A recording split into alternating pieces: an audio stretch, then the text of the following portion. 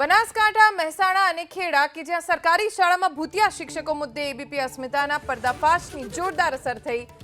રાજ્યની તમામ શાળામાં તપાસના શિક્ષણ મંત્રીએ આદેશ આપ્યા। કુબેર ડિંડોરે કહ્યું કે બનાસકાંઠાની પ્રાથમિક શાળાના શિક્ષક વિદેશમાં ગયા, પગાર થાય તે ગંભીર બેદરકારી। ગેરહાજર શિક્ષકની સાથે શિક્ષકની હાજરી પૂરનાર આચાર્ય સામે પણ કાર્યવાહી કરીશું અને રાજ્યમાં તપાસ કરાવી આવા શિક્ષકોને ઘર ભેગા કરવામાં આવશે। જે નીતિ વિષયક જે બાબતો હશે એનો હકીકતલક્ષી રિપોર્ટ અત્યારે મારી પાસે નથી, પણ જે કંઈ એમની માંગણી હશે નીતિ વિષયક હશે એના માટે રાજ્ય સરકાર અને ફોરેસ્ટ વિભાગ એના માટે પ્રયત્નશીલ છે અને એનો સુચારુ ઉકેલ આવે એ દિશામાં અમારો જે સરકાર એ દિશામાં કામગીરી કરી રહી છે।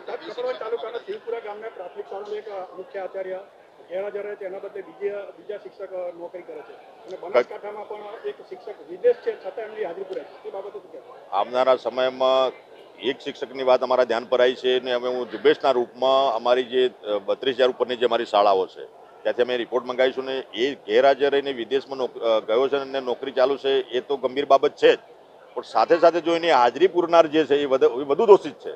એટલે પહેલાં તો સજા પનિશમેન્ટ કરીશું, પણ જે એને સપોર્ટ કરનાર જે છે, જે શિક્ષક ત્યાંનો જે આચાર્ય હોય કે જે કંઈ હોય એની વધુ જવાબદારી બને છે। એ અમારા બાબત ધ્યાન પર આવી। કાલે જ મેં રિપોર્ટ મંગાવ્યો છે અને આવનારા સમયમાં પૂરા ગુજરાતમાં ઝુંબેશના રૂપમાં લઈને આવા જો શિક્ષક મિત્રો હશે જેની નોકરી ચાલુ છે અને વિદેશ પ્રવાસમાં છે, બહાર હશે, ગેરહાજર હશે અથવા અનિયમિત હશે તો એની કાયદેસરની કાર્યવાહી કરીને એમને ઘર ભેગા કરવામાં આવશે। તો રાજ્યમાં બનાસકાંઠા, મહેસાણા અને ખેડામાં આવી ઘટના બની છે કે જ્યાં ભૂતિયા શિક્ષકો વિદેશમાં હોય અને તેમની હાજરી પુરાતી હોય અથવા તો પગાર ચાલુ હોય, તેમનું નામ બોલાતું હોય, ના તેમણે કોઈ અગાઉ જાણ કરી હોય, ના તેમણે રાજીનામું આપ્યું હોય અને છતાં કોઈ પણ પ્રકારની જાણ કર્યા વગર તેઓ વિદેશમાં અને અહીંયા તેમનું નામ બોલાય, પરિણામે શાળામાં તેમનું નામ બોલાતું હોવાથી અને તેઓ ખુદ ગેરહાજર હોવાથી શિક્ષકની ઘટના કારણે બાળકોના અભ્યાસ પર અસર પડે।